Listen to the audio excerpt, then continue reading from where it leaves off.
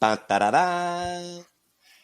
Trev, when you're going through life, do you hear music in your mind? And I don't mean just some song that you like, but do you tend to hear the theme music from the TV show? That, you know, if it's a dangerous situation, it's da-da-da-da. Do you hear this in your brain? I hear a lot of music emanating somewhere in my brain. Yeah, but that's, I think, mainly because I'm Welsh. And in order to really get it going, you got to start walking and get a pace. This is just a note to the Welsh in our audience that this is just Trevor's experience of being Welsh. This is my experience of being Welsh, but I mean, to having Welsh blood. But it's funny because I have never been to Wales. My last name is Vaughn, which is Welsh for little man. And I've got your blood type is Welsh. Is that what you're saying? Blood type, yeah. Lewis and Vaughn, so Welsh on both sides. And I was chatting with a woman once on an airplane, and she had done an internship in Wales, and I'd mentioned that I was a singer and blah blah blah, and. Well, no, actually, I didn't mention I was a singer. I mentioned that I had Welsh blood, and she goes, "Oh, so you sing?" And I was like, "Yeah. How do I?" And she was, "How do you know that?" She said, "Well, the Welsh sing wherever they go. When they walk, they sing." And I was like, I sing as I walk too. But like it's not something that things. I think art. A lot of things come from a place of they emanate. What do they emanate from? Where's the emanation coming from? I mean, the soul, consciousness, you know. I think Hunter Buffington knows the answer to this question. Yeah. No offense. I thought you were going to be asked the answer, Trev. No, I'm going to pass the buck is what I'm going to do because I don't know exactly where it does emanate from. I'm just saying the Welsh, I have tapped into some walking song emanation deep in their history, and maybe that's where I get some of my song from. But da-da-da-da is, I learned that from somewhere else. Yeah, that sounds a little bit Bugs Bunny or something. Totally. Hunter, do you hear music in your head when you're walking down the street like Trevor? I hear music in my head all the time, but I tend to not vocalize it. And Alejandro, I just want you to know when you were, trying to describe Trevor's theme song when he hears danger, I definitely have a very different theme song because I go Mission Impossible. Like I literally in my head, I'm like, okay, if Tom can make this look good as short as he is, we're almost the same height. You got to sing it though. Sing what happens to Trevor when the danger approaches. Dun, dun, dun, dun, dun, dun, dun, dun. Right? You gotta embrace it. I feel like yeah. And I work well together is because I'm like on the jump and he's like, wait, let's be calm. And then we do that. And, it usually works out well. So this is very powerful. You're showing us that Trevor's danger music is sort of thrilling. You're like getting into it. Because I thought Trevor's danger music might be more of, a schmaltzy love song. Like I was thinking. I think it is though, really. Yeah. I think my danger music is Mission Impossible, but I think Trevor's is like the whole hey. You want to get dangerous? Trevor? Yeah. Trevor, we got you, man. I have been pegged and I feel seen. A little exposed, maybe is the better word. I think that's a direct quote of something you said, Mim, in one of these episodes about being seen. Mim, what's your theme music? Do you also go through life with the soap opera cues going through your head? I do, except I watch a lot of Nordic noir, and I have a lot of the like. Of course you do. Like with subtitles, it's like a whole vibe, and like that music is uber creepy. So like instead of the Mission Impossible, like it's just this like sad cello or like violin somewhere and it's just like scratching along, and I'm like, this is bad. So this is why if I'm like, Mim, your audio codec isn't working, you'll give me this really, long take, freaked out look. It's because you've got the uber creepy Nordic cello in your mind. Definitely. I don't know, viola. I don't know, whatever it is. It's sad and mournful and deep. Yeah. So. It's like Debussy gone bad. Yes, exactly like it's like exactly like Debussy gone bad. Yeah, Bad Debussy. Sad, That's bad. going to be my spoken word name when I bring it back. I'm going to be Bad Debussy, I think. Yeah. I just didn't realize I had so much to aspire to. So, like, clearly the music in my head really just needs to step it up, because this is the what if instead is really all about. It's about upping the amplification and the resonance in the game of what's internally going in the world for us. Yeah, and I mean, others. maybe we just figured everything out. You know, what's personality, what's culture? It's how are you staging things and which mood music you're hearing. I have to tell you guys something. This is actually a very personal thing for me. When I was a young boy, my father's job was to choose the music for the big soap operas in the U.S., right? So literally when you would hear that music, you know, da-na-na-na, he had picked that music. And there's a whole longer story. Like, we would make all our drawings on script paper, we called it. And as kids, we didn't know that script paper wasn't just a thing, but it was the back of the scripts from Guiding Light and One Life to Live. And then, I don't know if I'm going to get my dad in trouble now, but our bank teller, I grew up in a time when you would go to a bank and talk to a person, was actually someone who, like, she would give us the best banking service you'd ever had in exchange for being able to see that soap opera script a little bit before it happened. Just saying. Dad, I'm sorry. Yeah. That is amazing. That is some sweet New York insider information right there. And it's like, I'll scratch your back real quick if you scratch mine with that. This is What If Instead, your source of sweet New York inside information. Go ahead, Trev. I also realized that the new season of House of the Dragons, what's it called? House, is that right? It's like the not Game of Thrones anymore show. 100%. It needs to be called Days of Our Dragons. How about As the Dragon Turns? No, As the Dragon Roars?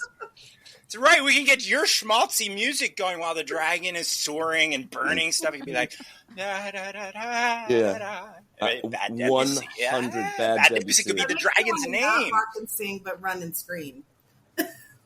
It wants you to run it. I just want to ride Bad Debbie to see the dragon, like, through the sky. It's pretty much my new life aspiration. If we could bring him back to see some of them dragons, I bet he would write some incredible scores. But not from. You'd have to take him back to, like, the height of Game of Thrones, not this new stuff, not Days of Our Dragons. Alejandro, you seem like you were about to go into a new zone. Where are you going? Yeah, I'm going to up this discussion about the music in our heads, but we're going to focus a little bit on a major crisis that we're facing, right? And the crisis does not involve Bad Debussy the Dragon. In many ways, it's much more insidious than that. Before we do, we're so grateful to be with you here today, Hunter Buffington and Trevor Vaughn. We just want to introduce listeners to our incredible guests. You already know them by the music in their head. And then we're going to get into a discussion as we go forward. So this is actually a first for What If Instead. What if instead we have two guests? So here we are, instead of just one. But I'm going to start with Hunter just because we're going to pretend it's like a Brady Bunch thing and she's right next to me. So she is, I hope I get this all right, and if I leave something out, Hunter, please tell me. So she is an industrial hemp policy expert and a supply chain expert, and she works in the emerging hemp industry, and she's working in this industry for about 10 or 11 years now, if I did my math right, with a background in sustainable development. She works to apply open systems to create sort of sustainable processes, climate action plans in Fort Collins and in Colorado more broadly. And so she's really at this interesting intersection of food systems, of agriculture, of new industries, of climate, and kind of all of it. And then she also works with regulators. She works with policymakers. She works with farmers. She works with agriculture producers, businesses, to figure out how to help the hemp industry, help it domestically, help it globally, and really create ways to drive profit without really destroying the earth, right? How do we build a profitable, sustainable community and give everybody a great livelihood? And she does this as part of her job as the Director of Agriculture Policy Solutions. So that's Hunter. And then we get to Trevor, and he is the co-founder of the High Plains Farming Initiative, which is really focusing on agricultural innovations, again, around farming. So working in this really nice space around meeting agriculture plus innovation plus small business plus tech plus all of it. And what's really interesting about Trevor, too, is that he's working on this piece of incorporating waste systems so that they're no longer waste systems. How do they become these products that help farmers? How do you basically put them back into the economy in different ways? And so you're doing a bunch of different things, including minimizing waste. And for those of you who listen to our episode with Andy Ayuku, he talks about some of the same stuff like this in Ghana that he's working on with minimizing waste and repurposing things like coconut husks and things like that. But particularly, if I get this right, Trevor, you're working with mycology, which is mushrooms. Okay, good. Okay, mushrooms, and really trying to restore the degraded soil using mushrooms and just generally improving plant nutrition. So that's Trevor and Hunter, and we're very excited to have them both with us. Thanks. Did it. And we're happy, thrilled to be here. That was beautifully done and got me really excited. I'm like, yeah, we are doing that. I sound great. Thanks, man. You guys are great. It was pretty easy to write this. You guys are doing amazing stuff. Mim, can you just take 2 minutes and say nice things about me? No, this is What If Instead, the podcast, and we're on a mission here to make creating solutions and experiments of your own, even in the face of the most pressing and insoluble problems, as normal as watching videos on your phone. Welcome to What If Instead. And we always start with the question, which is, when you do this work, when each of you, and let's start with you, Hunter, and then go to you, Trevor. When you do the work of enabling folks to ask that question, what if instead it worked this way? Who are the people that you're most interested, that you're trying to serve, you're working to serve? It could be animals, too, if you prefer to serve animals. But who are the creatures that you are most committed to serving? Wow. So it's funny because I think of my role as a connector. So it's hard to consider one group as the primary focus, because when I'm communicating with farmers, right, they are the first folks to take risks, climate systems, and any kind of agricultural change. And they're incredibly creative. The folks that influence them the most, right, the people they meet at the cafe on Sunday afternoons. But the legislators consider them their constituents. They want to represent them, and not everybody, but there is a collective understanding that without farmers, we don't have food. And so connecting legislators. Wait, can you break that idea down for our audiences for a second? So farmers, no food. No okay, farmers. Just taking a minute with that. Clothes become and no legislators. Terrible. What's the issue there? Go on. So many. Where to start? But the reality is, they want to at least be seen representing their constituents.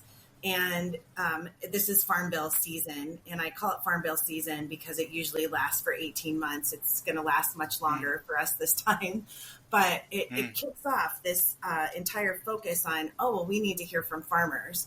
And they do that for 18 months out of a 5-year cycle, it feels like. And so it's really that connection rather than focusing just on one group.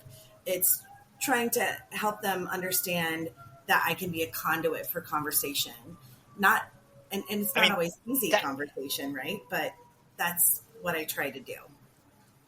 That in itself is so powerful, that you're not serving kind of one segment, as the business folks like to call it, but instead you're being a bridge builder and a conduit between these groups to convene conversations that can be difficult. Now, I did hear you say that Farm Bill season may be unusually long this time. Would love to pick up on that and the reasons. Would love to think about why these conversations are difficult, and really zero in on this idea of legislators and others who are hearing from and potentially even listening to farmers. Can you take a second with that and then hand it off to our dear Trevor Vaughn, because I want to hear about the 90 different constituencies that Trev serves too.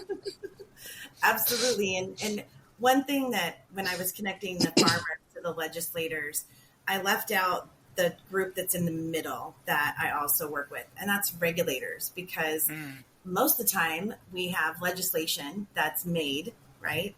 And then it's the regulators, typically legislation is made at federal levels or at high state level, but then it's the regulators that actually have to do the enforcement, right? And so they're very much left out of these conversations between those that they enforce on and the people who tell them what to enforce. So it's kind of a triumvirate, right, as we're working through this process. And we haven't even talked about science and adaptability, right? Evolution and how we process new information. And this is one of the things that Trevor and I have really spent a lot of time talking about. We recognize that we can't keep doing the same things the same way that we've been doing. It's just not working, hasn't been working. And I'll hazard a guess that I think most people are deeply unsatisfied or unhappy with the state of our world right now. And so this is something that Trevor and I have talked about. How do we embolden and empower the farmers to bring their knowledge to the forefront? And then also, how do we connect them with science in a way that's meaningful, that we can also utilize to then change our world, increase profits, right? Enjoy social and cultural revolutions from a new perspective. And then, of course, have an opportunity to maybe save the planet, because that's a reality, right, kids? We can't, and I still work in a world where people will say, I don't believe in climate change, but we have to make changes. And Trevor and I have had some really great opportunities to talk about, well, what could that look like? And then, ironically, Trevor brought some things to the table that I wasn't familiar with and got me excited about mushrooms and mycology. Right. So you have 5 stakeholders. You have farmers, regulators, legislators, scientists, and Trevor. Right? These are the big 5. Trevor and his shrooms, right? Okay, but I just want to repeat something you said, because it's extraordinary. You said, we recognize that we can't keep doing this the same way, so we must empower farmers to bring knowledge to the forefront, knowledge literally from the ground, from the soil, from the facts on the ground, but also connect that to science. I just want to pause, because I think that is worth thinking about at this moment in time. And then, Trevor, maybe, because Mim's going to have a lot of really good questions about to start popping, but maybe, Trevor, you could kind of talk about the angle you bring to this, even in terms of what Hunter has just said about convening that conversation as we recognize that we can't keep doing things the same way. Yeah, thank you. I got really emotional listening to Hunter, and just coming around to this, who are we serving? What is all the different things we do in life to serve, in order to love, to heal, to restore. I honestly, it all started with this wild, wacky, circular, incredible journey. I just wanted to have a vineyard. My family has land in West Texas, which is in Terry County, which is the grape capital of Texas. And my aunt and uncle had bought a beautiful home in Portugal, and I was falling in love with Portuguese wine in Portugal, falling in love with Portugal itself, when I found out that the same grapes I was drinking, the same varieties, were now being grown in Terry County, where my aunt and my mom own over 1,000 acres of land. And it's historically been cotton and peanut land. And, my grandfather's words started to resonate with me, which was take care of that name. His name was Deverell Lewis, and my middle name is Deverell, is his namesake. And that kind of started to haunt me, and so I started to kind of serve that kind of small, still voice. And I started to fall in love with wine grapes, and I really started to serve this dream and nurture this dream of what could happen. And in the process, I learned a lot about what's going on in this region of the world. The High Plains of Texas is an important player on a global scale. It's the largest contiguous cotton patch in the world. And it is a place of land rich, money poor. And it is a place where these farmers are so stubborn and so brilliant, and they farm on large scales. And so small change becomes big change in this region. And these progressive cotton growers started to become wine grape growers. And they realized with the same amount of rain in a good year, they could basically grow a crop 10x what cotton can get on its best year.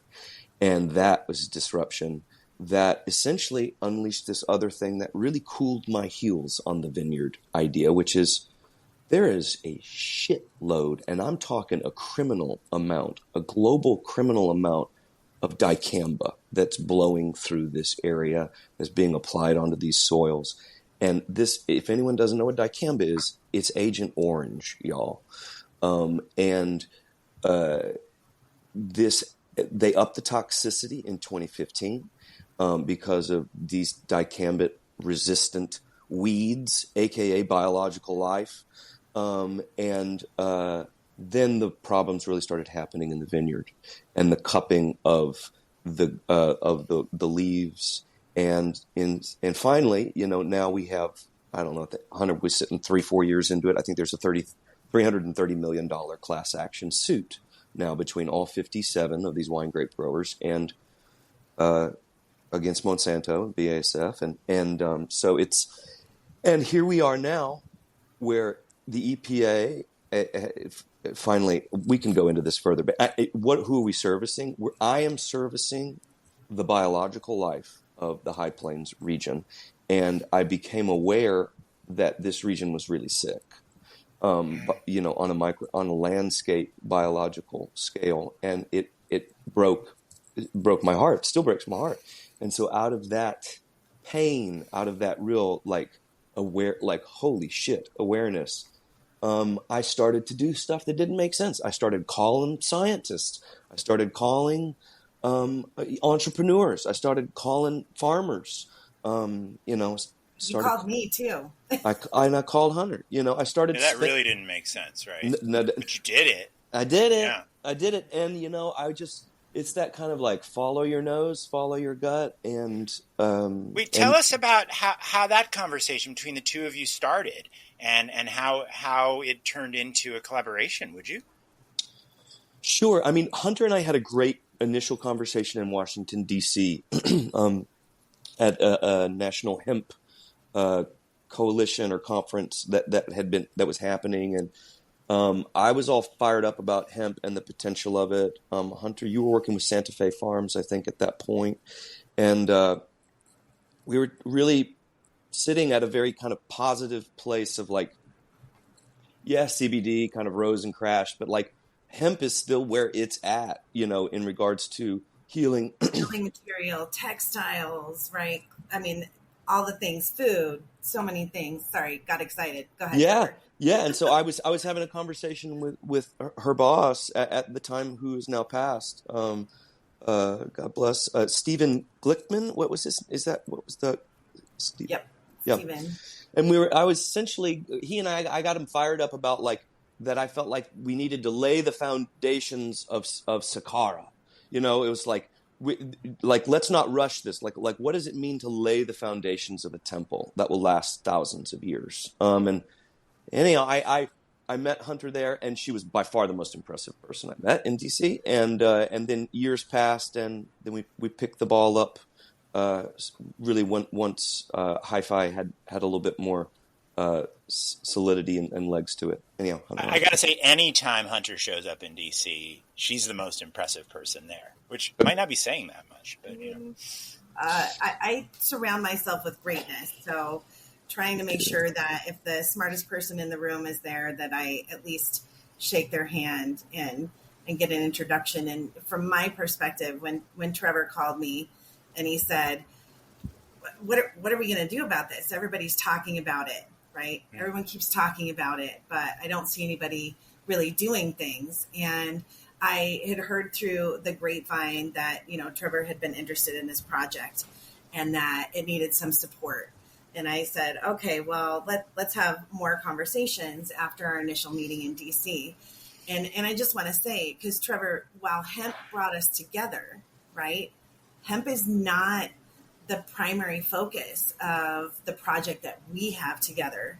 And what was really exciting for me is that we had just this massive vision. Trevor has no fear. You heard him say that he just started picking up the phone. It's incredible. It's that Mission Impossible music, Hunter. But that's why, in my head, that's Trevor's theme song, because no fear, completely willing to pick up a phone and say, I don't know about this, but I'm curious. And that curiosity is what I think has really helped him to start turning that curiosity into resources, right? And blowing up our vision of, okay, so hemp brought us together, but with my background in sustainability, and then Trevor's crazy vision of, well, why can't we change the world, right, Trev? Right? Why we can't? If we can't do this, no one can. And I said, well, hell yeah, that's a great reason for us to figure out some way to work together. And the mushrooms came later, but I'm really intrigued and excited about what we've learned about mushrooms, their impact potentially in cleaning the oceans, and just the way that they function on our planet. One of the oldest biological species that has existed. So Trevor's helping me to have a newfound love of mycology and mushrooms. So I just wanted to share that because hemp brought us together, but we're going far beyond that at this point. And that's why I'm so excited about our project. So can you talk a little bit more about the project? Like, as I'm listening to you talk, I'm trying to reconcile all of what you're saying with like the waste streams and the closed loop and all of it. Like, I feel like I'm playing, Tetris, but the pieces aren't quite fitting for me. So I'm hoping you can sort of help me figure out how does that all sync up with what you guys are working on? Totally. Happy to kind of jump in on that.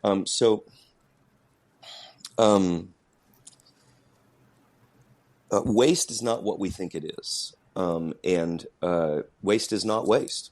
It is a raw material that it should feed into another system, and so on a large landscape level, I was fighting cotton going into wine grapes because I'm like, hell's bells, messing up the potential for us to actually make a difference where I want to make money with the water that we have. We're a water scarce area.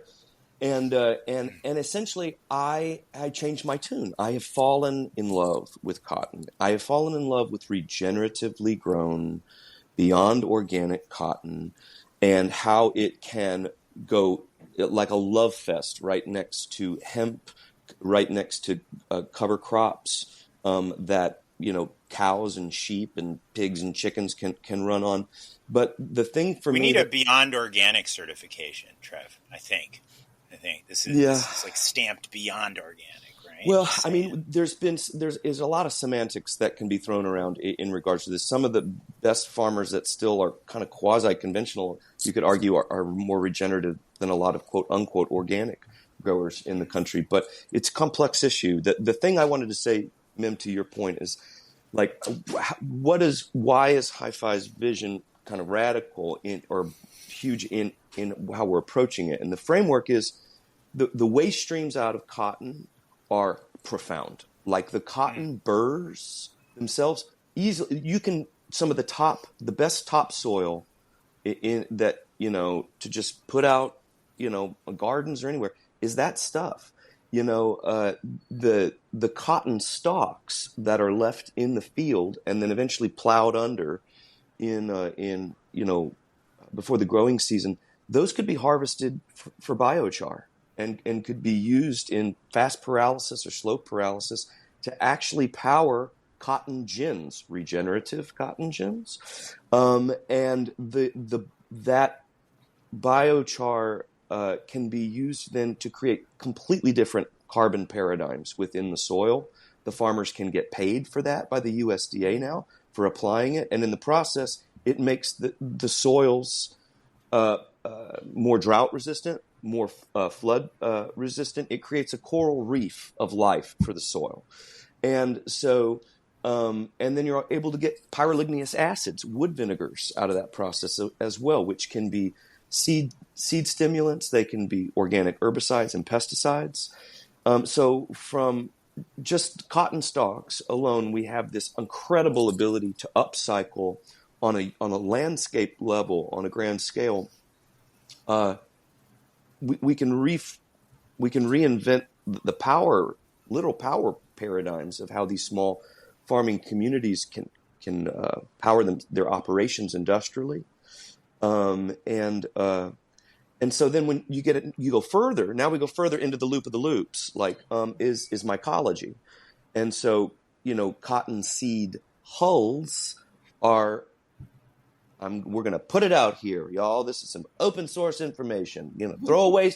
You're going to give some pearls here. Cottonseed hulls are creme de la creme, like mint gold for growing mushrooms. Sprint brewer's grain, waste stream of the brewing industry, also gold for mycology. And so we can go further. We can take the cotton stalks. We can take a percentage of those and then mix them in with the cottonseed hulls. And now, voila, the largest cotton patch in the world has the ability to be the largest mushroom supplier on the effing planet. Wait, before we go on to the largest mushroom supplier on the effing planet and hear what you would add to this, Hunter, Trev, just make sure we got the picture for listeners not familiar with cotton growing. So we have cotton stalks, burrs, seed hulls, the seeds themselves. Wood vinegar. Yeah, can you just draw us a little picture of this, just for listeners that are unfamiliar? Like, really make it a drawing for kids like me who might have grown up in the inner city. So when people think of cotton, they think of the fabric of our lives. They think of the bowls. They think of that white gold. And they think is that the song you have when you're going into danger? Never mind. Go on. Yeah, exactly. It's getting really dangerous here. The touch, the feel of cotton. That's it. So creepy. And Mim's covering her face again. She's covering her face. Yeah. Mim's got the Nordic noir version. Yeah, she's got that sad, the world's smallest, saddest violin playing in the background. Right, as the topsoil disappears. No, seriously. Can you break this down for us real quick? Just draw us a picture. What, Hunter? I said rivulets of topsoil slowly going downhill to a cello track, right? And then you see like an Ingmar Bergman hero with like it's also shot in black face. And white. It's shot in black and white. It must be very slow. And it's one of the those scene at the frames, end of Bergman's like the Virgin. Lighthouse. Yeah, like what, they shot Trevor? it. They shot it in a different frame, like with the lighthouse. That's how you're getting a totally different POV. Yeah, it's the end of the Virgin Spring. It was the only way I knew how to live, right? With this very stern farmer. Yeah, go ahead. That's it. Ingmar Bergman's on the phone. All right, I'm going to get back to it. All right, so we've got the cotton boll. You've got the white gold there, and then you've got the burrs, the very sharp burrs that are, around it. And you got the stalk, and then you got the roots below. And then within, the cotton are the seeds and the seed hulls around the seeds. And so it's just in that one thing alone, cotton isn't what you think it is. It's all these other things. And it's at the backbone of civilization, y'all. It really is. It goes right back to like the Delta Nile and, right to the heart. And so we can't run from it. Let's let King Cotton be King Cotton. Let's really put a new crown on the king, and let's give the king a new queen, or maybe it's his old queen, which is hemp and other things, or wine grapes for our region.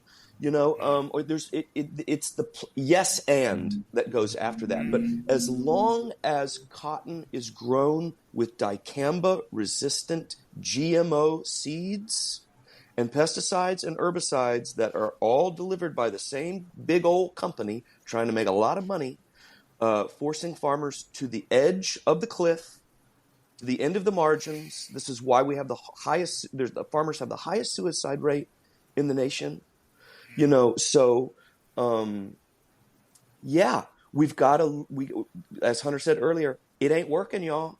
And how are we going to create new paradigms for these guys to have them be really profitable, and to have them be the price makers and not the price takers? And so, Hunter, we can get into supply chains and disrupting supply chains. I don't know if you guys, many of you can't see me, but I'm like bouncing up and down. I'm so excited to add to what Trevor just said. Yeah. You're going to show us how to make it profitable, not just for the big fertilizer companies and pesticide companies, right? But for the farmer. That's where we're going.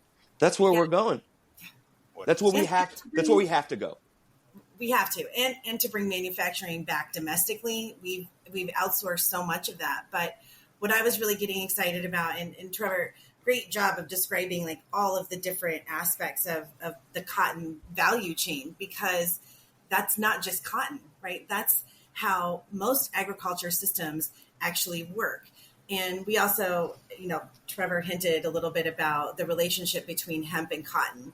And that's part of the paradigm that we're really trying to challenge in traditional agriculture, right? Is this idea that you're going to focus on a monocrop at 1 million acres. I mean, most of our farmers are farming 10,000 acres. These are the guys that, make all of the onions in your region, right? Or grow, not make them, but grow all the onions. And it's this idea that every margin counts in the agriculture supply chain. And most folks are not familiar that everything that comes off that cotton that we are familiar with has to be marginalized so that there's a profit opportunity for the farmer. And when you start thinking about that, it really changes the way you think about the soil, right? The way you think about water, the way you think about driving your tractor, right? Or how do you deploy pesticides? And then becomes this crazy shift where if you're putting a lot of pesticides, dicamba, as Trevor was talking about, it depletes the soil. So then what do? You have to then buy fertilizers to add back into the soil. And then it rains. And guess what happens to both the pesticides and the fertilizers, right? They go right into our water supply. And we've created this very disturbing cycle of disruption of what is naturally occurring, right? When we talk about the planet itself, and Trevor did a great job thinking about waste, the planet doesn't really have waste, right? Every system utilizes that waste, whether we understand it or not. We think about the microbial and bacterial environment. Many folks would consider that waste, right? Like mites are not sexy, right? Skin mites. You don't want to think about skin dust and how much. I've met a mite or two. Yeah. Neither is black fly soldier larvae.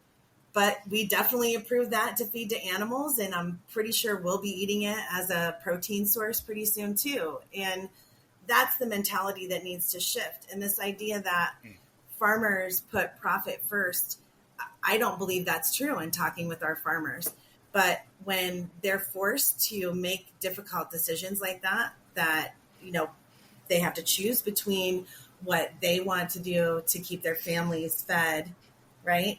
Or what they have to do to keep their families fed versus what they want to do for land that's been in their family for generation, right? This is the pressure that they find themselves under. And so this is Trevor going back to the Devereaux's in his mind. So we've got to have enough of a margin to keep it working with all those onions or whatever it is, while also thinking about these systems and how we can go forward and back with this land. Am I hearing you right? Yeah, I think that's a great way to talk about it. And, 7 generations forward, 7 generations backward. That's a really important idea for me that I try to live in my sustainable development experience, right? Is the knowledge that we have behind us, are we using it, right? And this goes back to Trevor's conversation and his opening. We have a wealth of information, but the application of that information has been really tamped down by the economics, right? We're not balancing our world for ourselves socially.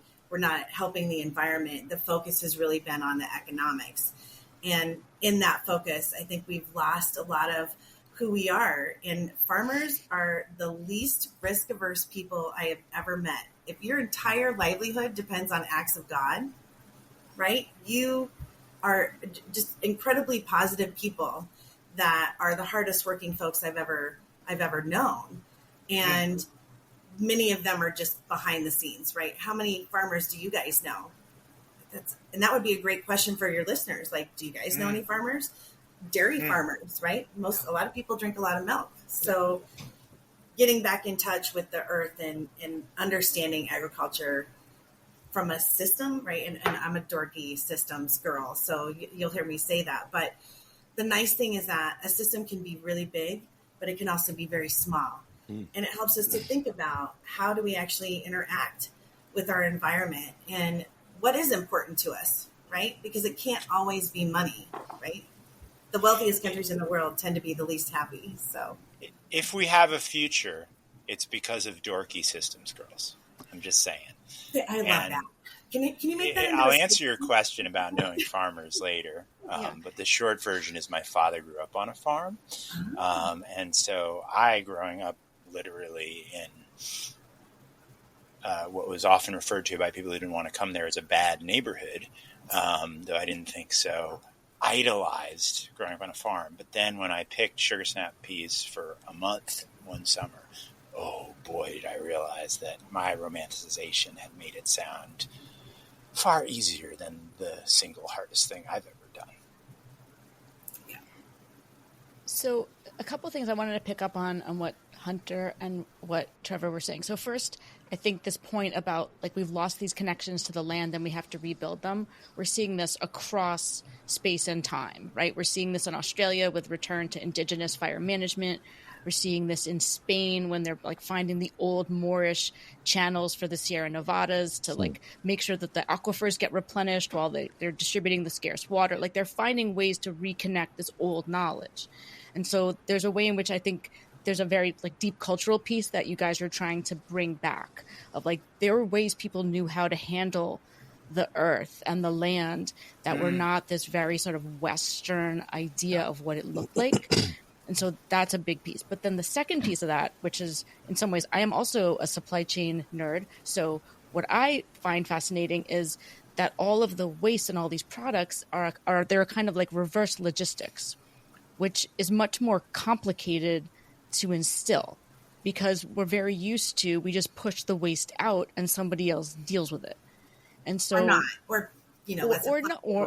Yeah. So like you see it even in like automotive manufacturing, like you send an engine back. Sending an engine back with all the parts is way more complicated than putting the engine in the car and sending it off the assembly line. So how do you get these farmers to think about this reverse logistics with all of this agricultural not waste that they've been told is waste for so long?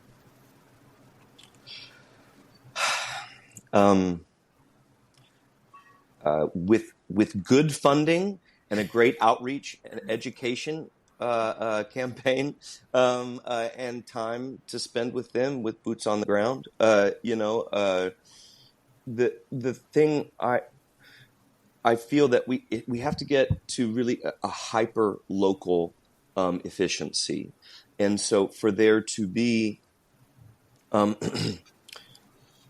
really well integrated co-ops that are able to say, the combine just came out for the cotton, and then in a couple months the combine will be out to get the stalks. You know what I mean? And part of of it.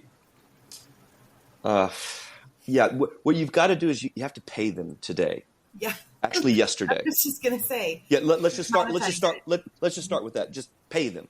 To be like, this is good for the planet and your bottom line, and Microsoft is going to be really happy and they're going to look great, but we need to pay you now.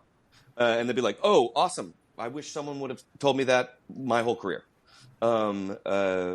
So, yeah. And make it easy, right, Trevor? Make it easy. And you mentioned this a little bit, but I want to capitalize on this. Keeping it localizing that system when we look at carbon credits, and you mentioned this, like the carbon economy, if you go more than 100 miles, and it really doesn't matter where you are in the value chain, the second that you transport anything over 100 miles, the fuel, the rubber, the asphalt eats any kind of carbon advantage that you've created. And for farmers, right, think about how much, when we look at the LCA for farmers, it's the same thing. It's all fuel, right? It's all transportation. And then it's the chemicals. So if we can talk about removing the chemicals, that's great. But we also have to incentivize them by making it easy, keeping it close, and then commoditizing it. And that's the key. Can we drill down on that for a second, Hunter? So in the United States, locally grown is presented as some kind of a premium option, right? Oh, wouldn't it be nice if I could have some locally grown vegetables? And what I'm hearing you saying, dorky systems girl is how you've described yourself, right, is we need a system where local is the norm, where the costs are righted for what it really costs us to drive something hundreds of miles, and where the pesticides and the fertilizers are part of a system that makes sense for the farmer. So if you could imagine for a second, what would the system look like? And if it was any other guests but you two, I would be thinking this is too hard a question. But what does the system look like where these things are set in their right places in the world? So, and Trevor, jump in. So, but for me, and it's funny, when I first started doing sustainable development, everybody called it, circular economies, and then it became the donut economy, and now we're back to circularity, right? But circularity is phenomenal, and it can work at a global level as well on very large scales. So when we think about housing or the textile industry, that's an appropriate system. But when we think about a local food system and we think about our health, so if you have allergies, you'll hear people say, eat local honey, right? So there's a whole lot of advantages to keeping your system smaller. You drive processing jobs because you've got local farms that are producing the food. Then you need jobs to get that food to the local market. Then you need the local market where it can actually be for sale. And the beautiful thing is that if you're going to do regenerative agriculture, guess what? You need manure, right? So then you have a relationship with your dairy farms or perhaps your horse farms that drives that need for manure. That creates another margin and offtake that is an economic driver. So the smaller that system, the more enclosed that system is in a local level, the more sustainable it is. Thank you for tuning in to part 1. The echo chamber makes us stagnant. Hunter and Trevor are just getting started. To hear part 2, click Where Local is the Norm wherever you get your podcasts.